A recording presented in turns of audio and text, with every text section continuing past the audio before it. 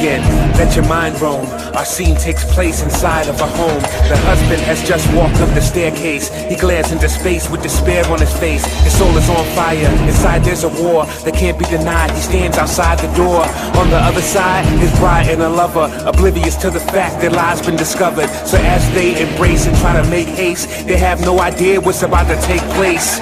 Gun in hand, he longs to understand what would lead his wife into the arms of another man. He thinks back to the day they made the vows, before God, before the minister, and the crowds. Exchange of the rings, the joy of the reception. Now a tainted memory destroyed by deception. He had been faithful to her. Now the fire of his desire got him ready to do something hateful to her. He never thought his wife would be just a faker, and that her lust would make her a covenant breaker. The promise of fidelity they made was glorious, but now his jealousy has made him furious. And they can't see the danger those screams or pleas they make could ever ease the pain or appease his anger. He kicks open the door, they jump out of the bed. Don't move is all he said, gun pointed at his head. The screams of his wife as she clutches the covers close. Her lover spoke to plead for his life. The husband says to the guy, look me in my eye. My face will be the last thing you see before you die.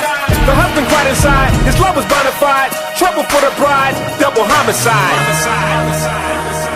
How quickly we are to break the vows we made, as our unbelief leads our hearts astray. How long before he turns his face away? We belong to the JS one. We belong to the JS one. Whose blood brought us back, whose victory won. Our worship and praise to him belong. The jealous one.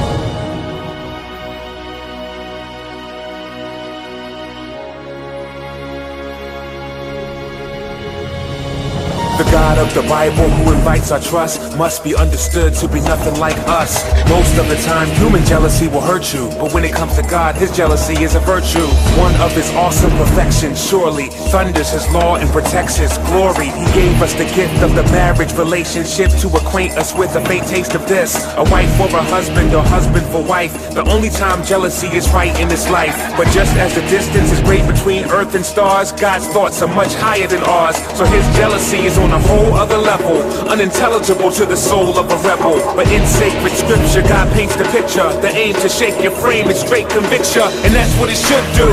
God's jealousy is frightful, and yet it's delightful and good too. I couldn't think of much worse if I tried than a dude who smirks if you flirt with his bride. So tell me, what kind of God would he be if he wasn't bothered to see idolatry? Is God just supposed to laugh and withhold his wrath when he's replaced by a golden calf? You say, I don't worship a golden calf. Well, for us, it's self and sex and loads of cash. Atrocious past, we still don't know the half of how these things provoke his holy wrath. And so we stand in awe and wonder how come God took his jealous anger out on his son. So all those who trust him can see like we're supposed to see and be forgiven of our spiritual adultery.